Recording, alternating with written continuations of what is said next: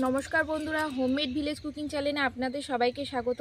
আজকে কোনো রান্নার রেসিপি না, আজকে একটা মাখার রেসিপি দেখাবো, তাও আবার আমাদের গাছ থেকে কুল পেড়ে।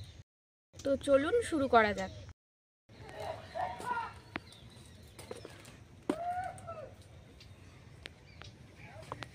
তো দেখুন বন্ধুরা, আমাদের গাছে কত কুল হয়েছে। এবার আমি এখান থেকে কুল পেড়ে নেব।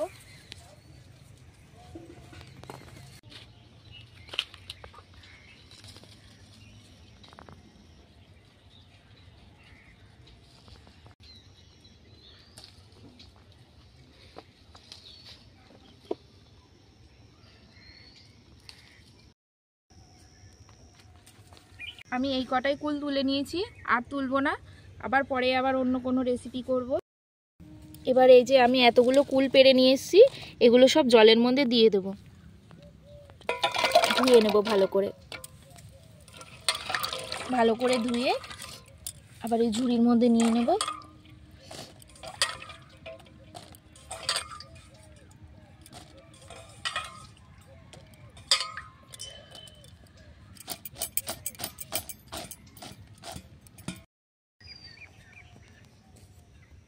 আমি একটা হামালদিস্তা নিয়ে নিয়েছি। এবার আমি এই কুলগুলো ধুয়ে রাখা কুলগুলো হামালদিস্তায় নিয়ে সবকটাকে একটু একটু করে থেতো করে নেব। দিলাম, পুরো ভাঙবো না, থেতো করে নেব। দিয়ে এই চামচ দিয়ে এই কুলগুলোকে এর মধ্যে ঢেলে নেব। এইভাবে সবকটা কুল নেব, দিয়ে একটু একটু করে থেতো করে নেব।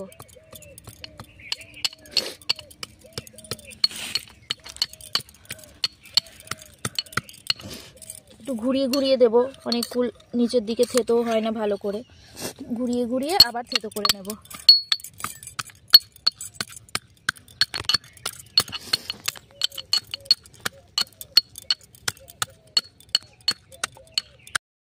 এইভাবে সব কুলগুলোকে থেতো করে নিয়েছি। এবার হামালদিস্তাতে কিছুটা ধনেপাতা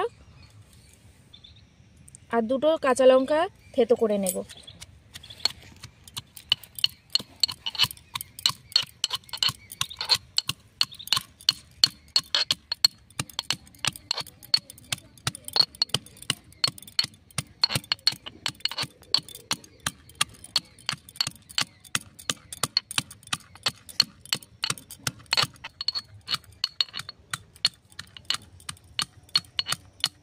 এবার লঙ্কা আর ধনেপাতা আমার থেতো হয়ে গেছে। এবার ওই থেতো করে রাখা কুলটার মধ্যে আমি এটা দিয়ে দেব।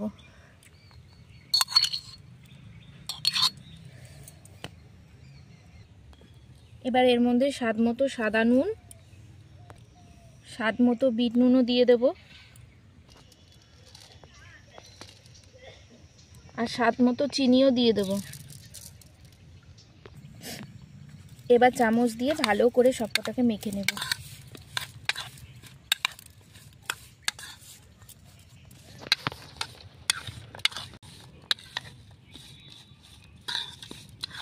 খুব সুন্দর গন্ধ বেরোচ্ছে।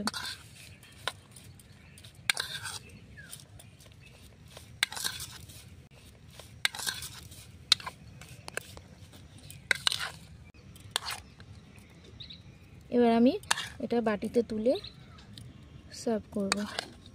তো তৈরি হয়ে গেছে বন্ধুরা আমাদের কুল মাখা। ভিডিওটা কেমন লাগলো জানাবেন, আর চ্যানেলটাকে লাইক, কমেন্ট, শেয়ার এবং সাবস্ক্রাইব করবেন। ধন্যবাদ।